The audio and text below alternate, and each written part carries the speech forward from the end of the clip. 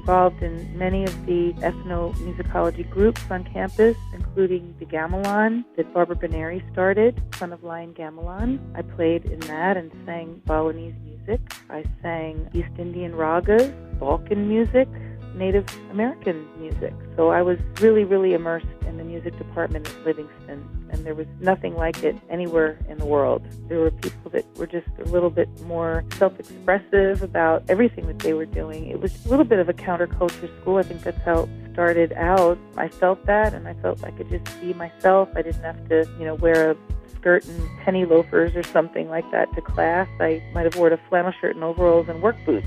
I just felt very comfortable there, just being myself and experiencing all the stuff that I had not experienced in high school. I mean, this was an eye-opener for me in many ways. At that time, the campuses were really very different.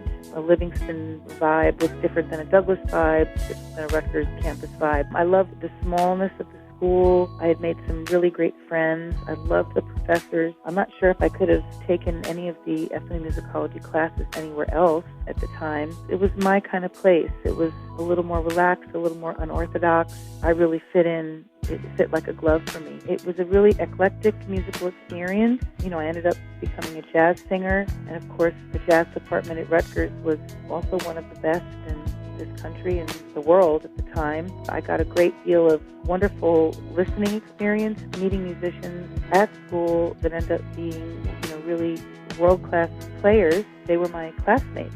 So I got to play with them then, and then even as an adult, I did records with some of the people that I went to school with. I couldn't have picked a better place to go to school than Livingston.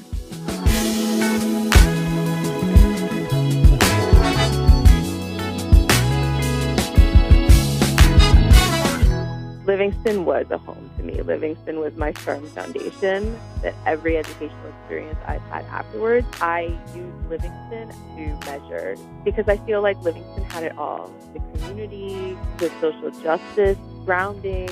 Livingston was just this beautiful place in nature. I was living in the first year dorms, Quad 1, House 18.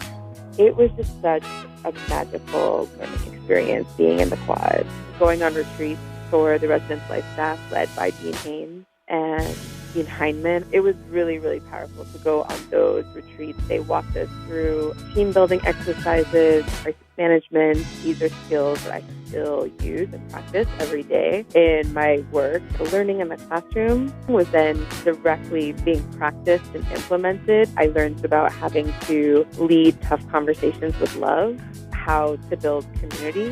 I was thinking about our first year seminar, Building Community, taught by Dr. Tim Grimm. And that was the first time that I really got a chance to read and dive deep into Letter from Birmingham Jail. It was the first time that I realized what an important thing it is to honor the people that you live with as part of your learning community. And that's like a value and a practice that I absolutely integrate into my classes today. People that I work with who are now young adults in college or college graduates who are making an impact in their families, in their neighborhoods, on their streets, in their communities, and in the world.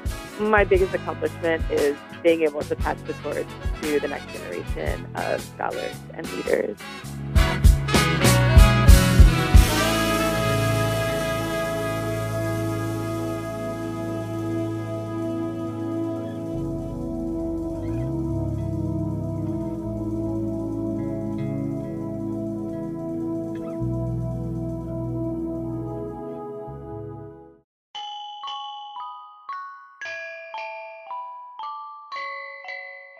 Well, it was a very new place.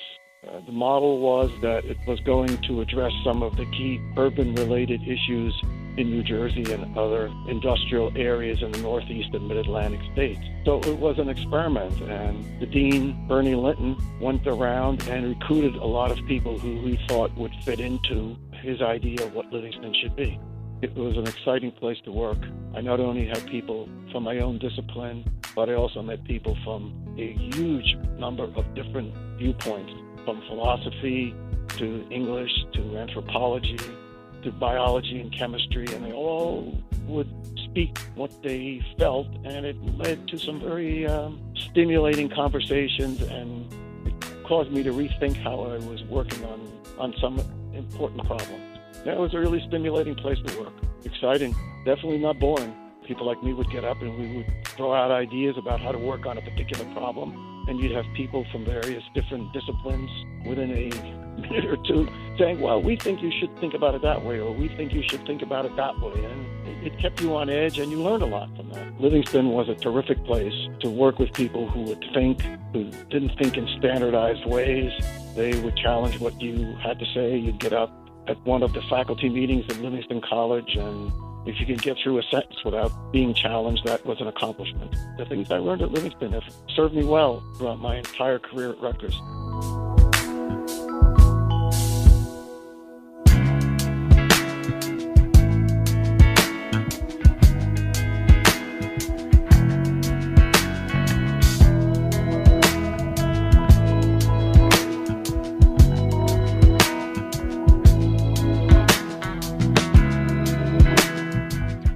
Corps has something they send, officers and enlisted down to boot camp, and that's where you cultivate ethical behavior, the ability to be able to traverse cultures and stuff like that. And they call it the crucible. I always think of Livingston as a crucible because of it. The mash of culture, race, religion, and various courses, and then you have to shape your own destiny. While you're in college, you have to make decisions fairly early. So I call it the crucible. It had a lot of academic freedom. You could build it, say it, plan it, whatever. You didn't have a lot of overmasters basically telling you this is what you should do, and if you don't do it this way, you'll fail. You pretty much had academic freedom. The Marine Corps traveled worldwide. You have to be able to immerse yourself in different cultures, whether it's Africa, whether it's South America, whether it's Asia or Europe, by virtue of the mix and diversity that Livingston just naturally has. I had a natural ability to be able to traverse culture, religions, and races. Just ease. I mean, instead of seeing people as foreigners and stuff like that, you see them as people to embrace, a culture to embrace. Try this, try that, talk to them, and just learn from them. Where some people were just reticent to do that, I was able to, and so I was given the lead role to do first contact and to lead in various ways when we were overseas. And I always tell people, it's not something that a Harvard or a Yale education would have got you. You needed a Livingston experience to get through that. You're on the world stage, and you make mistakes, people hear about it.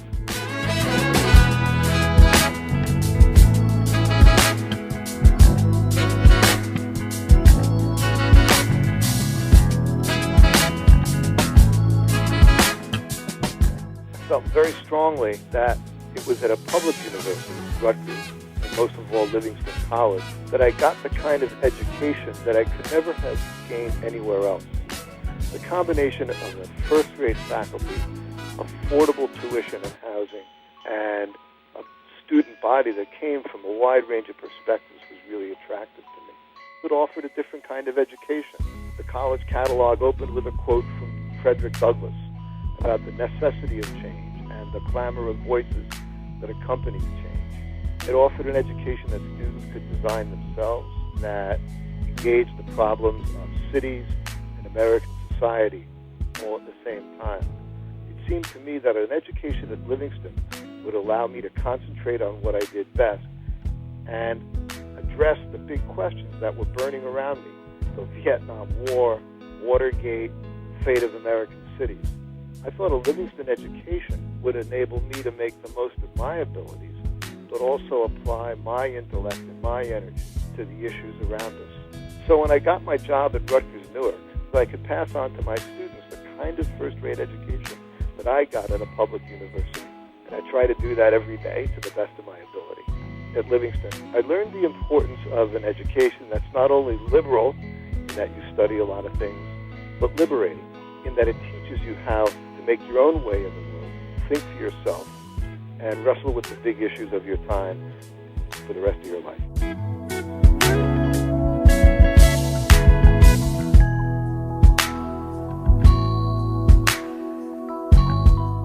Well, inspired his students, and he was inspired by them. You could call it a two-way mutual inspiration situation. He invented a collective bargaining game. His Intro to Labor Studies course was a very large class, and he would assign students to different roles: the employer, the employees, community members, local government, law enforcement, and he would key it to local or regional events that were actually occurring. And this game was an amazing success.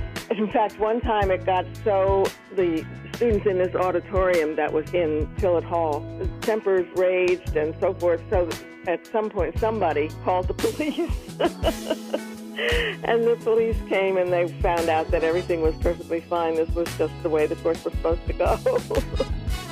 That was just an example of the kind of inventiveness and inspiration that Wells engaged in. A lot of those of us who had our hearts and souls at Livingston got reorganized out of the college. Not that we didn't come back frequently and as much as we could, but it's not the same as being there, full time. I think one way of putting it would be we did it our way, because at least before the reorganization in the early 80s, Livingston really was able to do it a different way. It was a very democratic community that really functioned in a remarkably different way from the rest of the university. The ranks of the labor movement in New Jersey, in New York, in Pennsylvania, and around the country are filled with Wells's former students. I think he would consider that one of his major contributions. That his students actually went into the work of the labor movement was, I think, very important to him.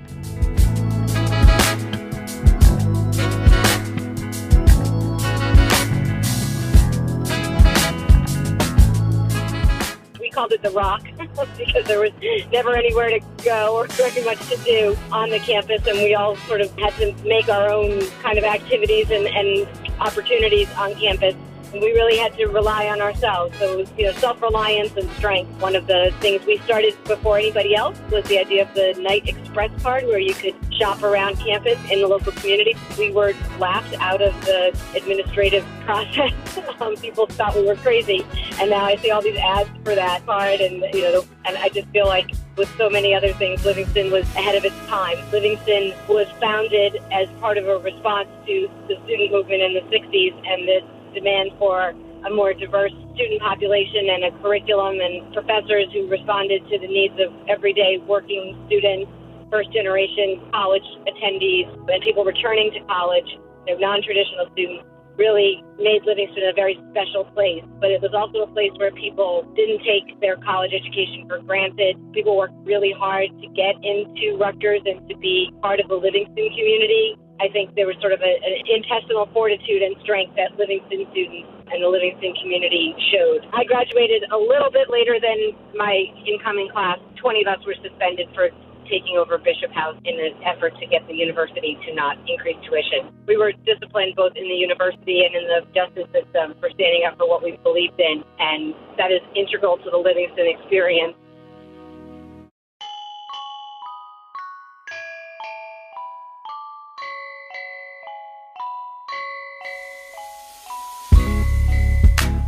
Diversity, inclusion, and the idea of interacting with so many people allows me today to continue that and push that in what I do. It really gave me the seed to be a professor that teaches race and crime, that works with youth, works with community today, because I saw the power of diversity. And it is diversity that allows different ideas to make it to the marketplace and to make that company, that team, that school, that university, whatever it may be, stronger, because groups come together, people come together with ideas, and they're allowed to share.